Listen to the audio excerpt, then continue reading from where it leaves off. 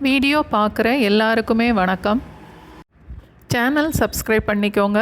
பக்கத்தில் உள்ள bell icon press பண்ணிவிட்டு ஆல்ங்கிற ஆப்ஷன் சூஸ் பண்ணிங்கன்னா நான் போடுற எல்லா வீடியோவோட நோட்டிஃபிகேஷனும் உங்களுக்கு வரும். நல்ல ஹெல்த்தியான ஒரு ரெசிபி முருங்கைக்கீரை அடை. அதோடு சேர்த்து சாப்பிட்றதுக்கு நல்ல ஃப்ரெஷ்ஷாக கருவேப்பிலை போட்டு ஒரு சட்னி. இந்த ரெண்டும் தான் இன்றைக்கி செய்து பார்க்க போகிறோம். இன்றைக்கி நான் எடுத்திருக்க கப்போட அளவு 60 ml.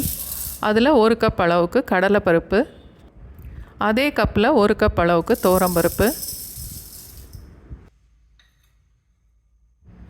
1 கப் இட்லி அரிசி, உளுந்து 3/4 கப்பு சேர்த்தா போதும். 2 பருப்பும் அரிசியும் சேர்ந்து 3 கப்பு. அதில் 4க்கு 1 பங்கு அளவுக்கு உளுந்து 3/4 கப்பு போதும். ஒரு 4 இல்லை 5 மிளகாய் வத்தல். எல்லாத்தையும் நல்லா கழுவிட்டு ஒரு 5-6 மணி நேரம் வரைக்கும் ஊற வச்சிடலாம். பருப்பெல்லாம் சீக்கிரமே ஊறிடும், ஆனால் இட்லி அரிசி ஊறதுக்கு கொஞ்சம் லேட் ஆகும்.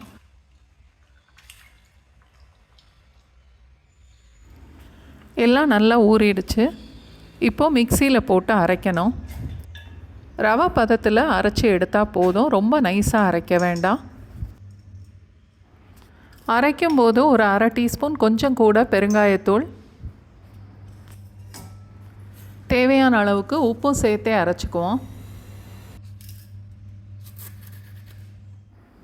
1 கப் அளவுக்கு முருங்கைக்கீரை நல்லா கழுவி எடுத்திருக்கேன்.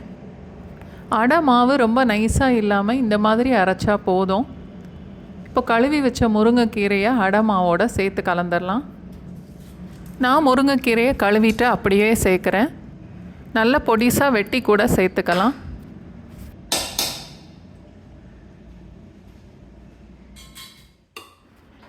இன்றைக்கி நான் எடுத்துருக்கிற இந்த அளவு பருப்புக்கு நம்ம கை சைஸில் அடை ஊற்றுனா ஒரு 4 அடை வரும்.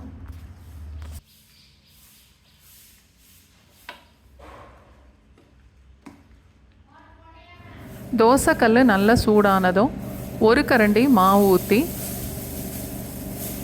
தோசை மாதிரி இது தேய்க்க வராது, இந்த மாதிரி லேசாக பரப்பி தான் விட முடியும். இல்லை நம்ம கை வச்சு அடையை தட்டணும். அடுப்பை ஃபுல்லாக சிம்மில் வச்சு தான் வேக வைக்கணும். சாதாரண அடையை விட இந்த முருங்கைக்கீரை அடை வேகிறதுக்கு இன்னும் கொஞ்சம் நேரம் ஆகும். நான் 2-3 டீஸ்பூன் அளவுக்கு நல்லெண்ணெய் ஊற்றி வேக வைக்கிறேன். நீங்கள் எந்த எண்ணெய் வேணாலும் ஊற்றிக்கலாம்.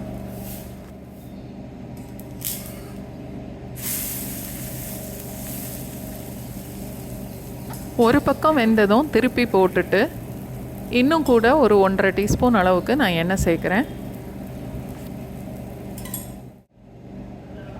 இந்த அடை 1/2 இன்ச்சு திக்னஸில் இருக்கும். இதே மாதிரி எல்லா அடையும் வேக வச்சு எடுத்துக்கணும். 2 பக்கமுமே எண்ணெய் ஊற்றி வேக வைக்கணும், அப்போ தான் அடை நல்லா வேகும்.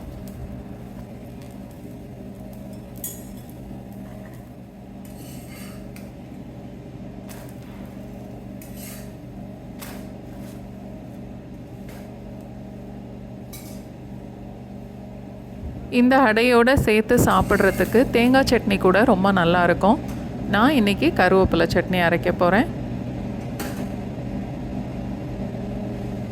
அடுத்தது கருவேப்பிலை துவையலுக்கு 1/2 கப்பு கருவேப்பிலை, 1/4 கப்பு தேங்காய், ஒரு 4-5 சின்ன வெங்காயம், 2 இல்லை 3 பச்சை மிளகாய், தேவையான உப்பு,